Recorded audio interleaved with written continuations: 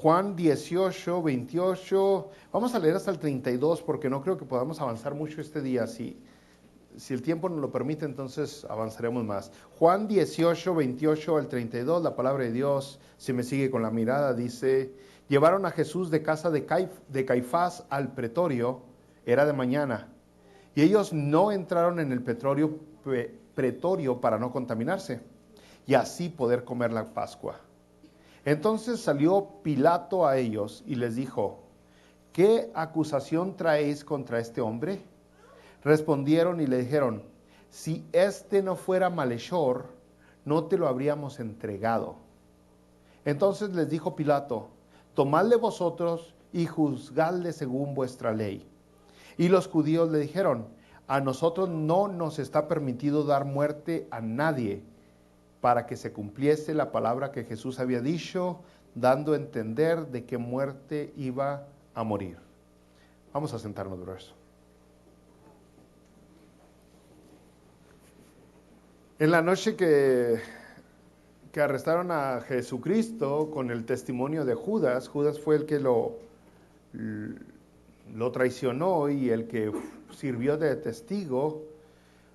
Ustedes recordarán que de ahí, del monte del Getsemaní, llevaron a Jesucristo a la casa de Anás, que era el ex sumo sacerdote, fue el sumo sacerdote, y de la casa de Anás llevaron a Jesús, según los versículos anteriores, el 24, a la casa de Caifás, que era el actual sumo sacerdote.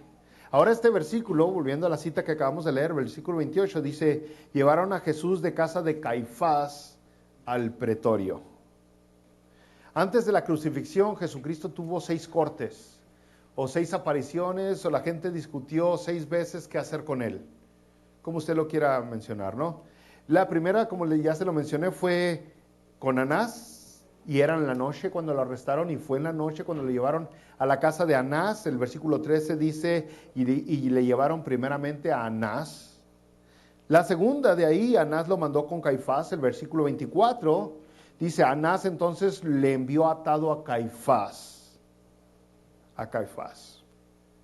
Esas son las 2 primeras apariciones que tuvo Jesucristo, que la gente discutió una vez que lo habían arrestado, qué hacer con él. Mateo 26, 57 dice: los que prendieron a Jesús le llevaron al sumo sacerdote Caifás, a donde estaban reunidos los escribas y los ancianos. El sumo sacerdote le dijo: te conjuro por el Dios viviente que nos digas si eres tú el Cristo, el Hijo de Dios. Jesús le dijo: tú lo has dicho. Y además os digo que desde ahora veréis al Hijo del Hombre sentado a la diestra del poder de Dios y viniendo en las nubes del cielo. Entonces el sumo sacerdote rasgó sus vestiduras, diciendo: ha blasfemado. ¿Qué más necesidad tenemos de testigos? He aquí, ahora mismo habéis oído su blasfemia. ¿Qué os parece? Y respondiendo ellos, dijeron: es reo de muerte.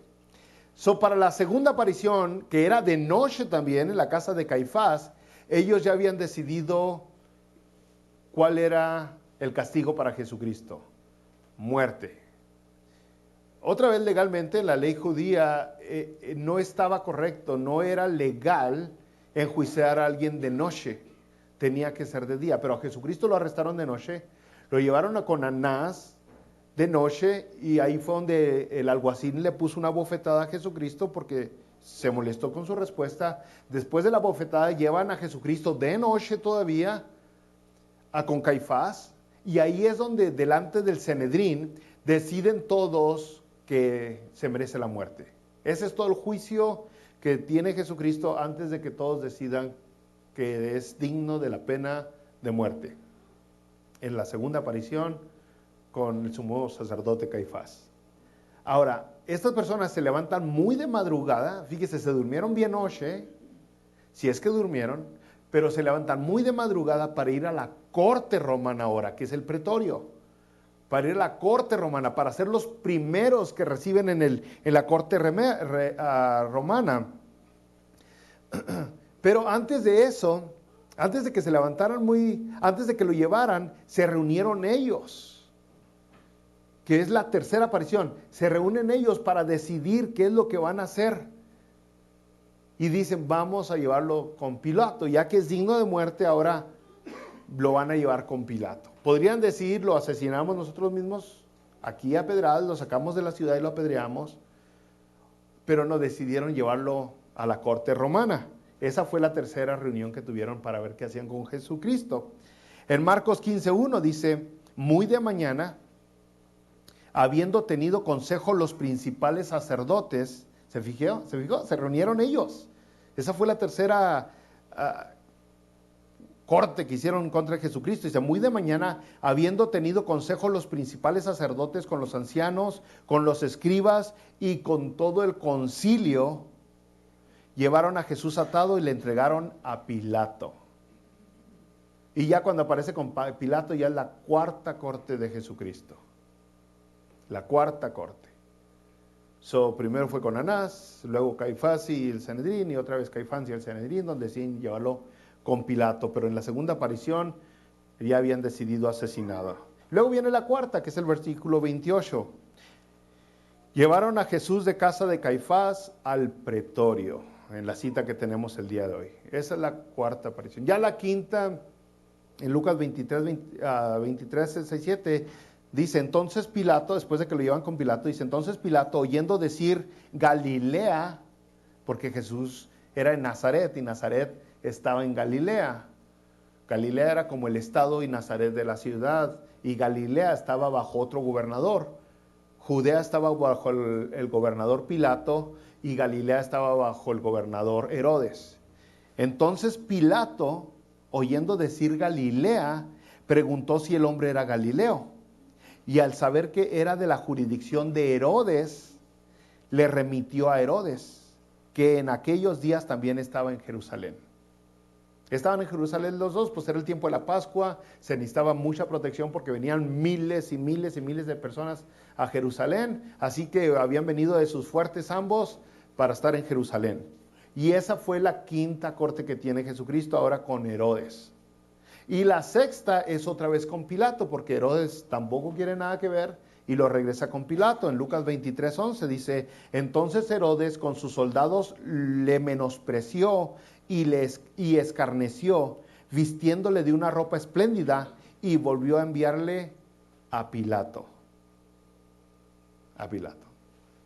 El caso es de que los judíos, si usted ve, ya que hicieron todas estas cosas desesperados, lo arrestaron de noche muy desesperados, donde nadie se diera cuenta, le pagaron a un testigo que era Judas 30 piezas de plata para que testificara y apuntara a Jesucristo. Después estaban tan desesperados buscando más testigos, ya que Judas aventó la toalla y estaba buscando, pero los testigos no se ponían de acuerdo. Dice la palabra de Dios que se contradecían entre sí, hasta que pudieron hallar 2, 3 que sí se ponían de acuerdo, y entonces con esos tuvieron su concilio de noche, de lo desesperados que estaban.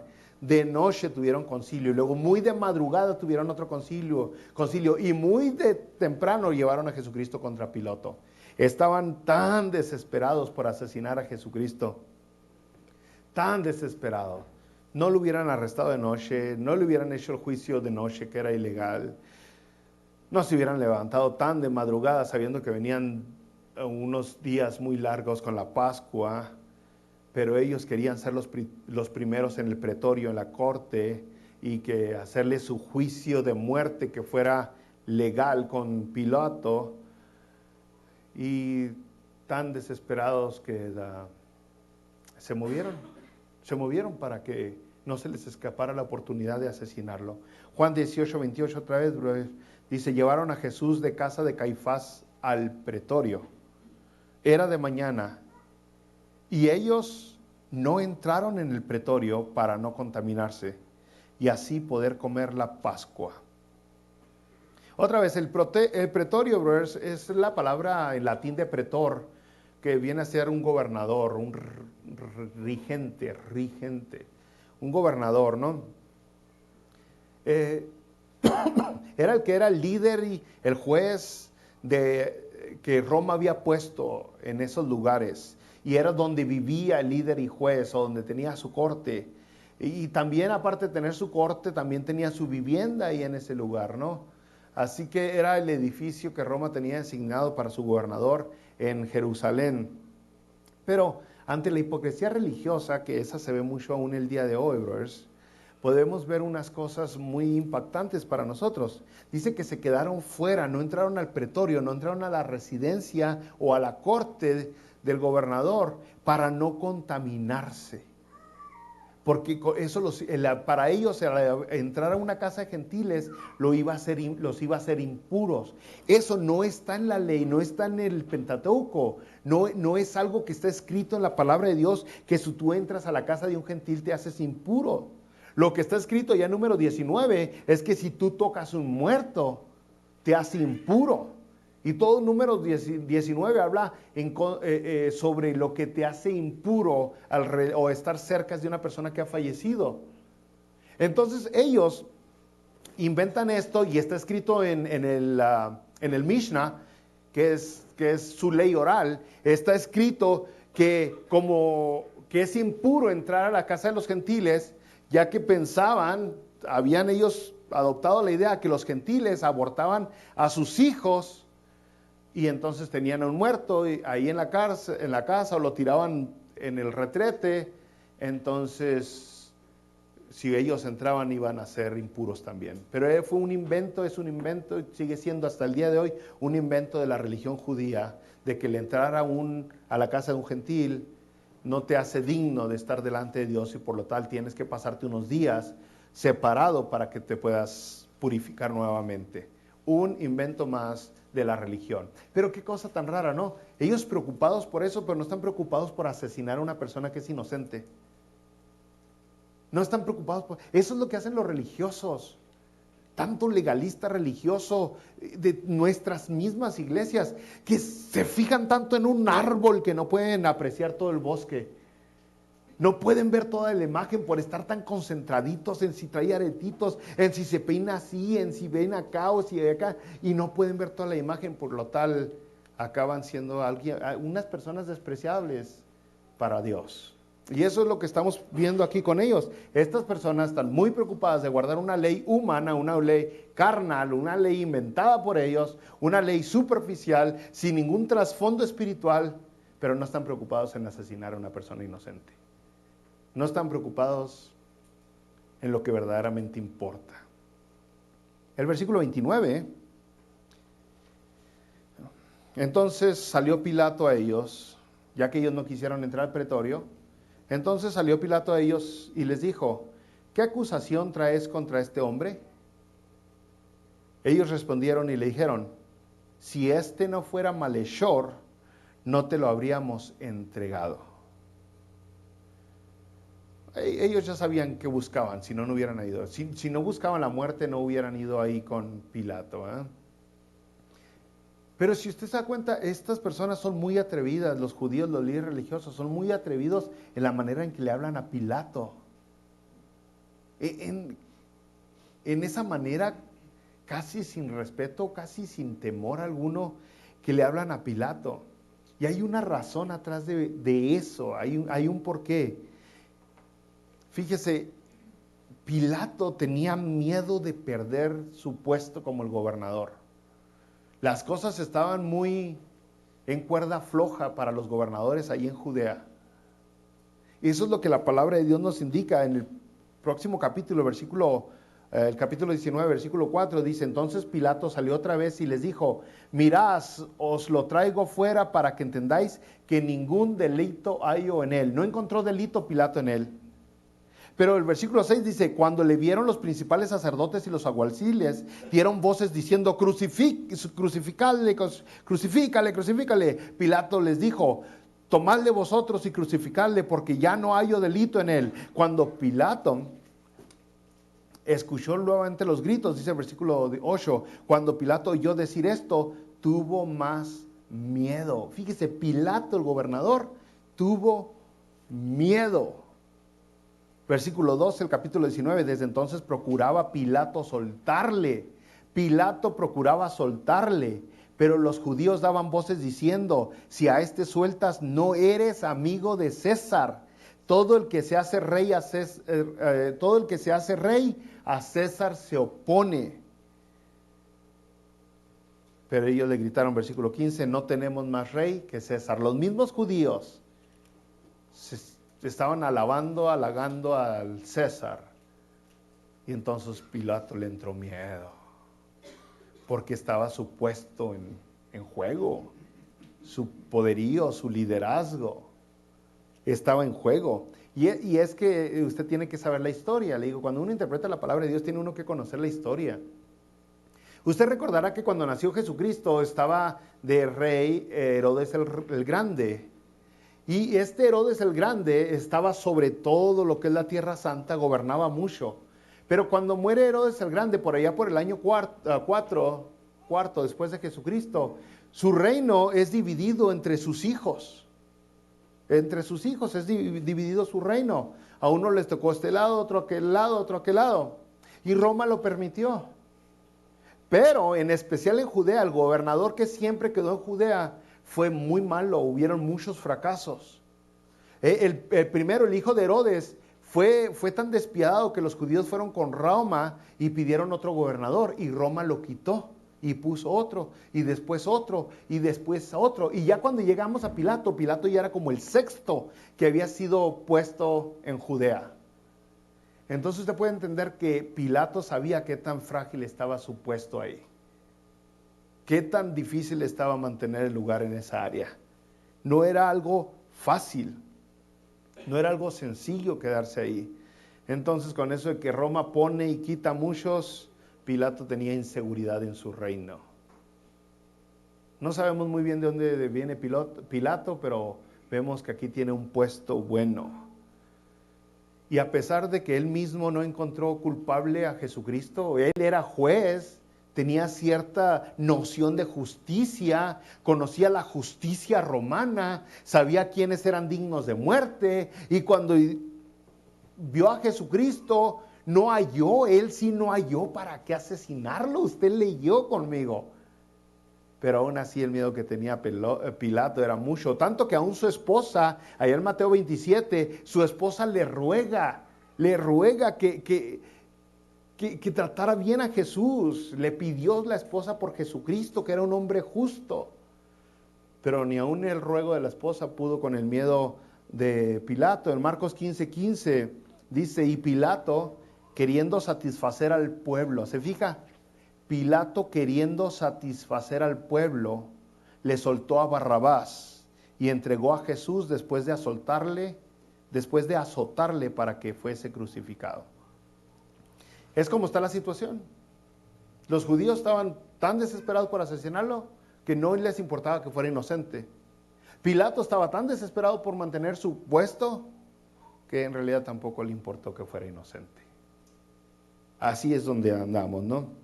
Versículo 29 y 30, dice Pilato, ¿qué acusación traes contra este hombre? Respondieron y le dijeron, si este no fuera malhechor, no te lo habríamos entregado. Entonces les dijo Pilato, volvimos a Juan 18, por cierto. Entonces les dijo Pilato, tomadle vosotros y juzgadle según vuestra ley. Los judíos le dijeron, a nosotros no nos está permitido dar muerte a nadie, para que se cumpliese la palabra que Jesús había dicho, dando a entender de qué muerte iba a morir. O sea, le están diciendo a Pilato, ya le dimos nosotros su veredicto, y es muerte, pero no nos está permitido darle muerte a nadie. Ya tenemos la sentencia para él. Y esto sucedió antes de un verdadero juicio, ya le tenían la sentencia. Pero lo asombroso, lo maravilloso que nosotros podemos hallar cierto disgusto al ver todo eso. Pero luego vemos aquí el versículo 32 que dice, para que se cumpliese la palabra que Jesús había dicho, dando a entender de qué muerte iba a morir. Es el plan de Dios. Es el plan de Dios. Pues por más feo, por más raro, por más extraño, por más repilante que nosotros lo veamos, es el plan de Dios. Jesucristo dijo allá en Juan capítulo 3, comenzando el Evangelio de Juan, en el versículo 14 dijo Jesucristo, como levantó Moisés la serpiente en el desierto, así también tiene que ser levantado el Hijo del Hombre.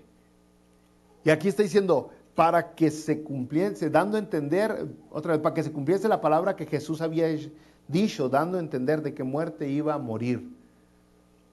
Para este tiempo los romanos tenían la costumbre de colgar a una persona en un madero. Los judíos tenían la costumbre de por siglos de apedrear a las personas que eran dignas de muerte. Las sacaban y la apedreaban. Ese era el castigo, ¿no? Ese era como se llevaba la pena de muerte tanto de los romanos como de los judíos. Pero dijo, dando a entender, ¿cómo dio a entender? Ser levantado, así como la serpiente. Porque si los judíos tuvieran el poder judicial para asesinarlo, pues simplemente lo hubieran apedreado. Pero no nomás Jesucristo lo dijo, no nomás Jesucristo lo dijo estando aquí en carne, Dios lo dijo desde el principio de las Escrituras, allá en Deuteronomios capítulo 21, versículo 22 y 23, cuando está dando la ley, fíjese, dicen Deuteronomios 21, 22 y 23, si alguno hubiere cometido algún crimen digno de muerte,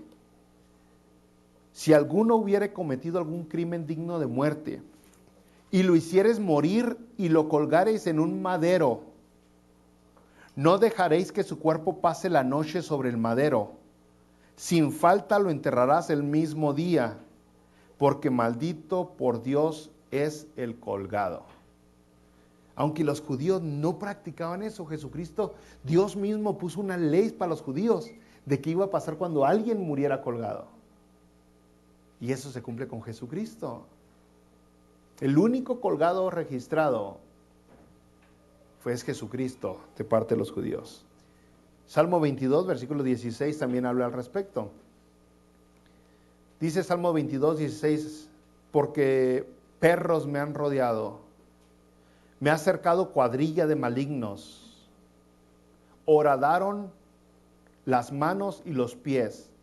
Eso es, me han traspasado las manos y los pies. Contar puedo todos mis huesos. A Jesucristo no le quebraron ningún hueso. Entre tanto ellos me miran y me observan. Repartieron entre sí mis vestidos y sobre mi ropa echaron suertes. ¿Sucedió con Jesucristo eso? Al pie de la palabra, ¿eh? Para que se cumpliese la Escritura. O sea, es el plan de Dios.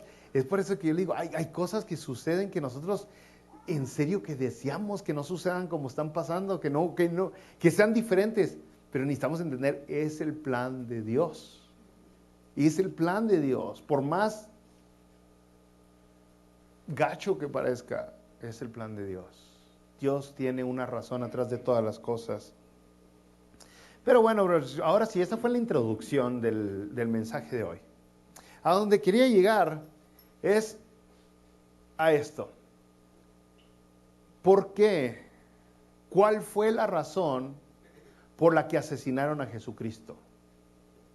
¿Cuál fue la razón por la que buscaron la muerte para Jesucristo? Como ya vimos anteriormente, Pilato tuvo miedo. O sea, tuvo miedo de la muchedumbre y de Roma. Usted recordará en el capítulo 19, versículo 8, dice, cuando Pilato oyó decir esto, tuvo más miedo. En Marcos 15:15 dice, y Pilato, queriendo satisfacer al pueblo, le soltó a Barrabás y entregó a Jesús después de azotarle para que fuese crucificado, queriendo satisfacer al pueblo. Esa fue la razón de Pilato, simplemente tuvo miedo. ¿Miedo de qué? De su vida, no, miedo de perder su puesto, de perder su posición, su estatus social. Esa fue la razón por la que, iba a perder su estilo de vida tal vez. Y por eso Pilato mejor decidió con el show.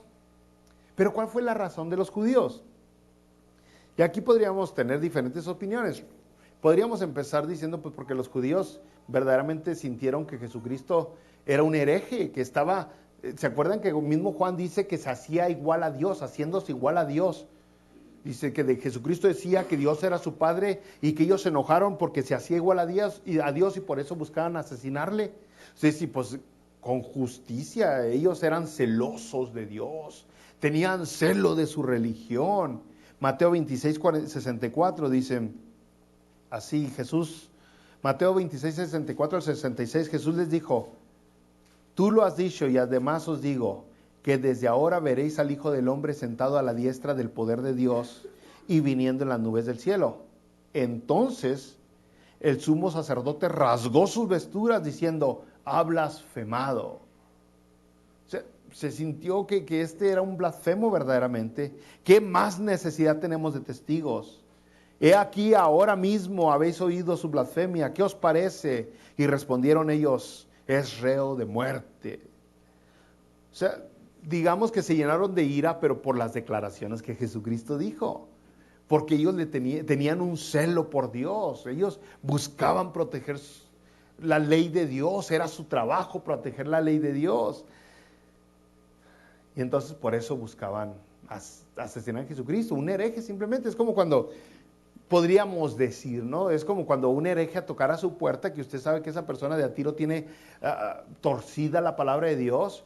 Y usted busca separarlo. No, váyase y no platique con mis hijos o no platique con mis vecinos, porque es un hereje, podría decir, ¿no? Pero ellos fueron a otro nivel y buscaban asesinarlo por ser hereje. Pero la verdad es que ellos, mucho antes de esta conversación que acabamos de leer en Mateo 26, ya habían decidido asesinarlo. Ellos ya habían decidido asesinar a Jesucristo en Mateo 12. Fíjese, ahorita leímos Mateo 26 cuando dijeron que ha blasfemado. Ahora en Mateo 12, 23 al 24, dice, toda la gente estaba atónita de Jesucristo, de lo que hacía, ¿no? Y decía, ¿será este aquel hijo de David? Mas los fariseos, al oírlo, decían, este no echa fuera a los demonios, sino por Belcebú, príncipe de los demonios. No le dieron una chance a Jesucristo nunca. Ellos nunca buscaron a ver si Jesucristo podría ser real o podría ser falso. Ellos simplemente lo rechazaron desde el principio, así como rechazaron a Juan el Bautista y así como rechazaron a todos los profetas. Una característica de los profetas es que fueron asesinados. Fueron asesinados. ¿Y por quién? Pues por el mismo pueblo de Dios. No le daban chance al que traía la verdad. No le dan chance. Pilato vio la verdadera razón de ellos. Pilato sí pudo ver por qué los judíos buscaban asesinar a Jesucristo. Y no era por el celo que le tenían a Dios. Fíjese, volviendo a Mateo en el capítulo 27, versículos 17 y 18. Reunidos pues ellos, ya estamos en el juicio, reunidos pues ellos, les dijo Pilato, ¿a quién queréis que os suelte? ¿A Barrabás o a Jesús llamado el Cristo? Porque sabía que por envidia le habían entregado. ¿Por qué lo habían entregado? Por envidia, dice. Dice que Pilato sabía que los líderes religiosos querían asesinar a Jesucristo por envidia. Uy, qué cosa fea es eso, ¿no? La envidia está fea y se disfraza de muchas cosas. Pero envidia es envidia. Entonces tenemos que volver a la palabra de Dios y buscar otra vez la razón de por qué buscaban asesinar a Jesucristo los religiosos. Y nos damos cuenta, primero, hay muchas razones donde se va desmenuzando la envidia, ¿no? Vemos que Jesucristo estaba amenazando su sistema religioso. El sistema religioso de ellos era así cuadrado y Jesucristo viene y le empieza a dar otras formas. En Mateo 12, 10 al 15, aquí había ahí uno que tenía seca una mano. Y preguntaron a Jesús para poder acusarle. Hay una persona, Jesucristo viene a la sinagoga, hay una persona que tiene una mano seca. Los religiosos le preguntan a Jesús, dice, para acusarle, ¿es lícito hacer el bien en los días de reposo? Entonces, dice el versículo 13, entonces dijo aquel hombre, extiende tu mano, y él la extendió, y le fue restaurada sana como la otra. Y salidos los fariseos tuvieron consejo contra Jesús para destruirle. ¿Se fijó? No, ¿cómo Jesús no respetaba sus tradiciones? Jesús no respetaba sus leyes inventadas por el hombre. Jesús era una amenaza total para ellos y su sistema religioso. Y por eso dice que buscaban destruirle. Y usted ve la palabra de Dios, cuántas veces se menciona el día de reposo, cuántas veces están atacando a Jesucristo por el día de reposo o porque no se lavan las manos. Y son muchas donde ellos, hombre, es como que les dan golpes en el estómago porque está Jesucristo en contra de su sistema religioso. Y a pesar de todo eso, hoy tenemos un montón de religiosos que se enfocan más en cosas secundarias, como lo que dijimos, que en lo que verdaderamente importa. Entonces vemos ahí, primero, Jesús era una amenaza para su sistema religioso, pero también vemos que Jesús era una amenaza para su popularidad. Ellos eran la crema innata de la sociedad, eran los meros, y entonces toda la gente iba con ellos. Pero Jesucristo estaba amenazando eso.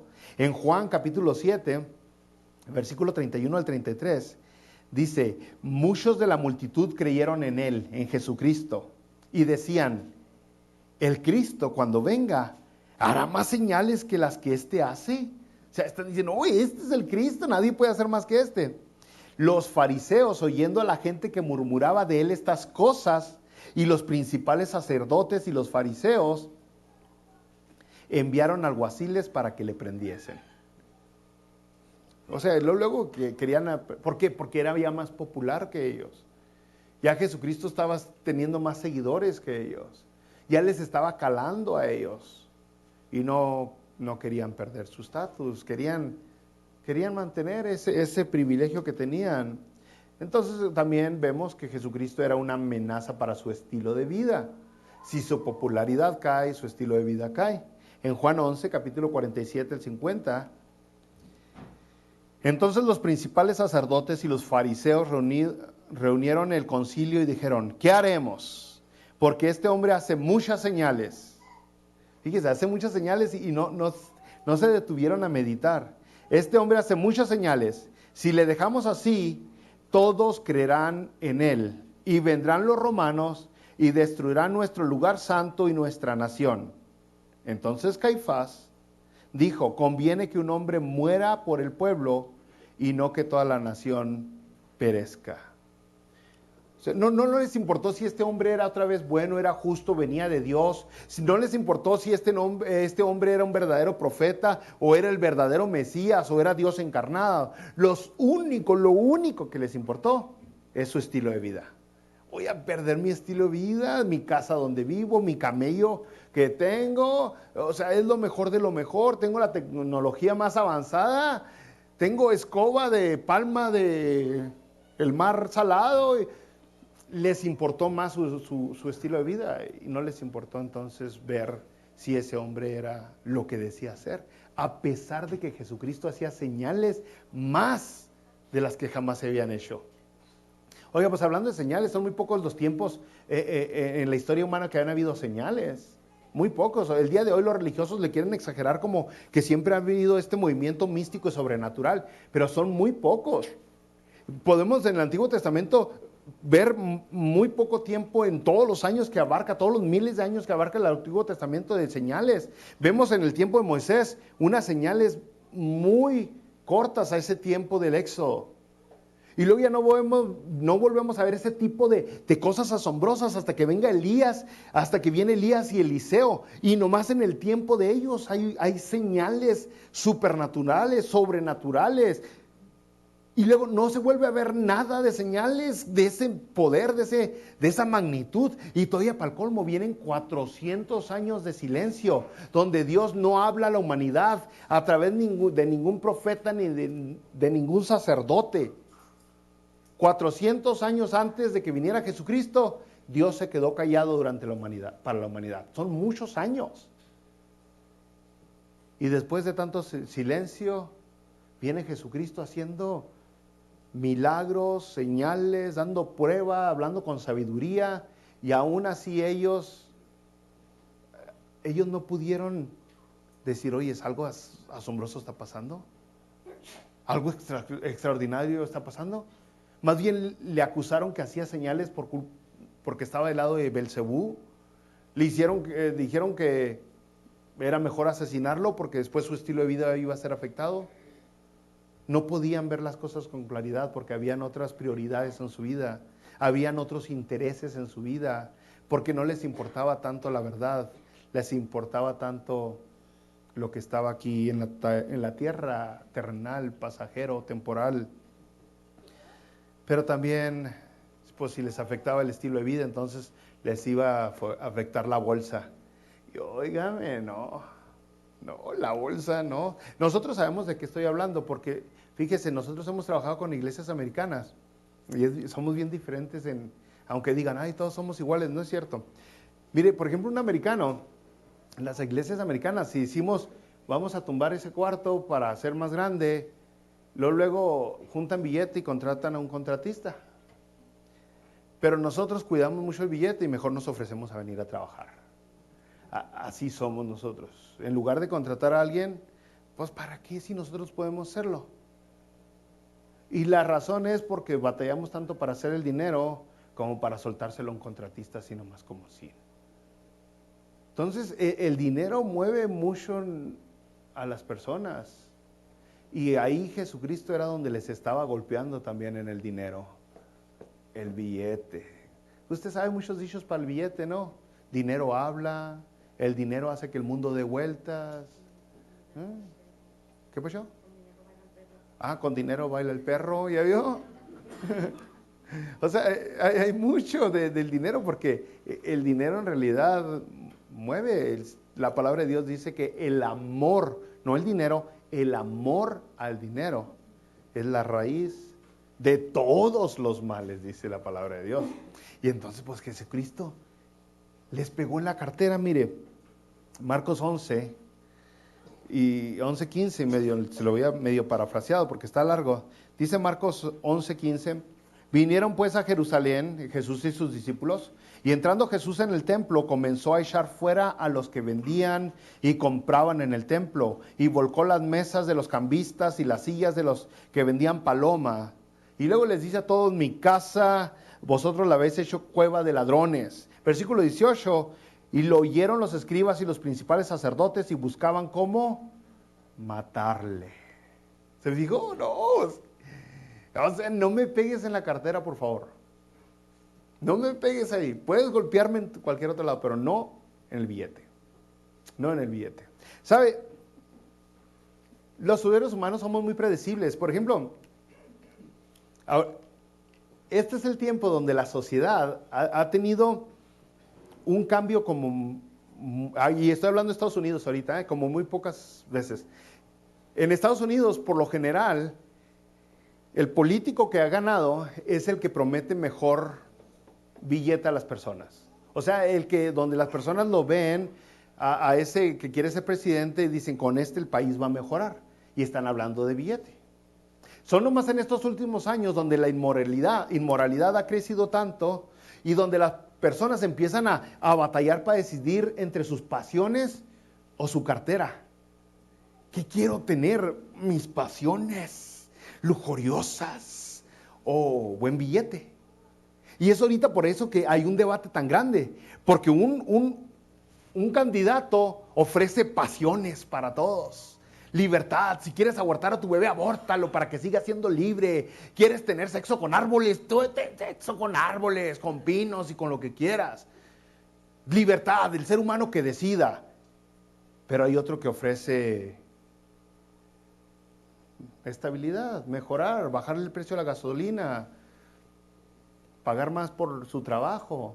Y entonces ahorita la gente está discutiendo, por primera vez.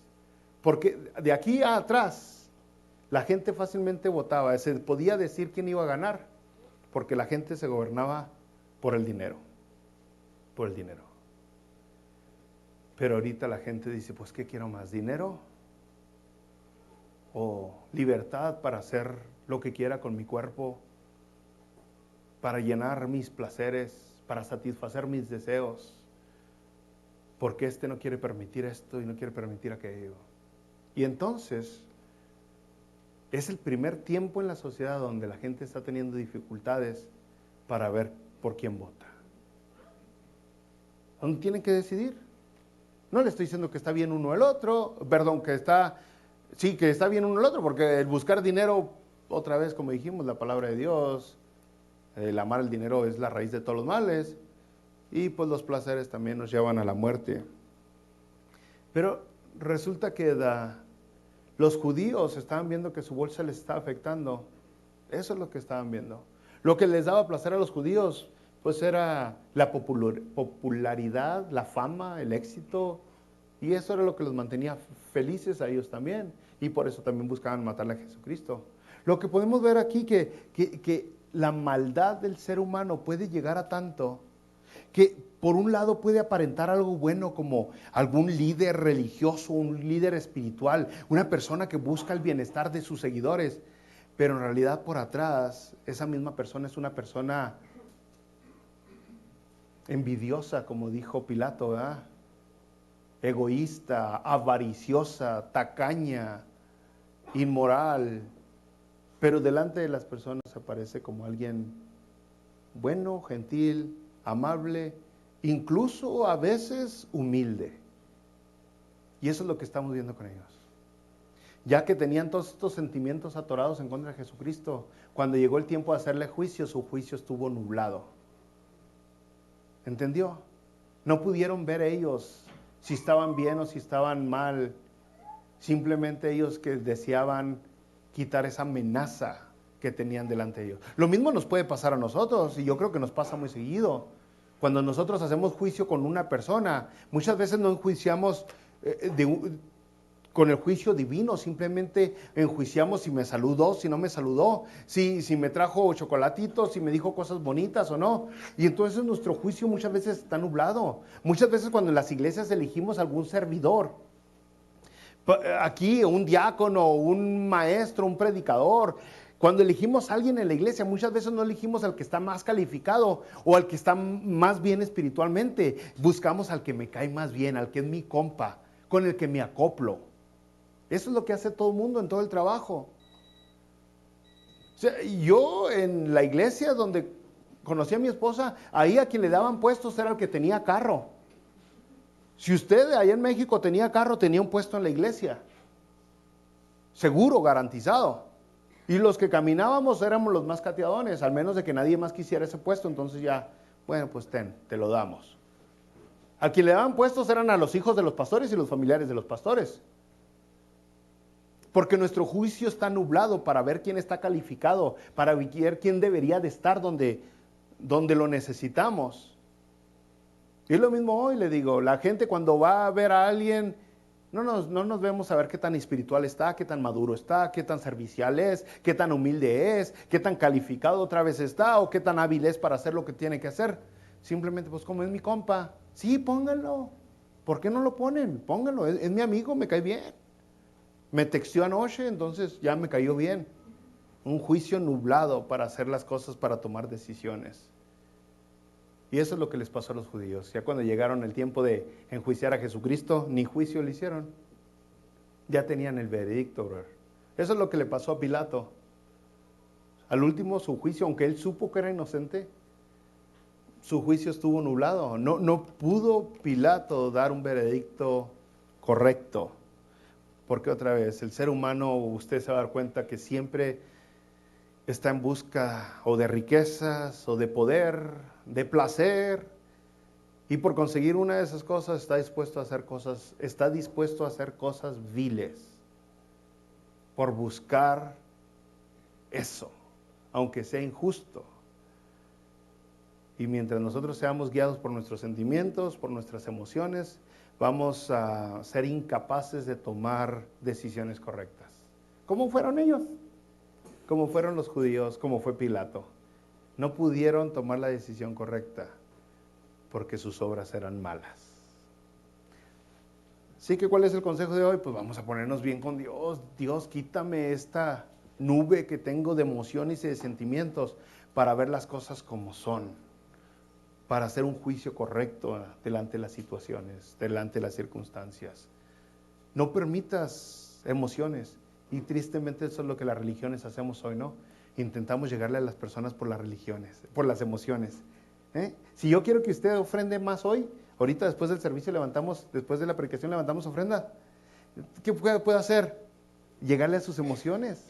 No llegarle a la verdad, así como es la verdad para que tenga un juicio. No, lo quiero nublar con emociones. Le voy a decir, si usted quiere una vida de bendición y de abundancia, si usted quiere que Dios prospere sus bolsillos y usted quiere dejar de estar sufriendo en traer las gachas mal construidas, entonces usted tiene que serle a Dios fiel con sus diezmos y sus ofrendas, porque Dios nunca deja al que se entrega con Él, sino que reparte bendiciones y abundancia sobre todos aquellos que le son fieles, como la viejita, la viuda, que trajo una monedita, y aunque era una monedita, un centavito, dio todo lo que tenía y acabó dando más que todos los demás, pero Dios la bendijo, y usted no se da cuenta, pero esa viejita acabó manejando un Ferrari último modelo, viviendo en una mansión de Malibú, y la que, yo quiero ser como la viejita, y ya se le nubló su visión, ya se le nubló el juicio. Ya no va a diezmar, ya no va a ofrendar, ya no va a ser generoso basado en lo que está correcto o incorrecto. Ya va a hacerlo basado simplemente en una emoción que alguien le inyectó para que dé más para para sus bolsillos. No permita eso. No dejemos que las emociones nublen nuestro juicio como le pasó a ellos. Vamos a orar.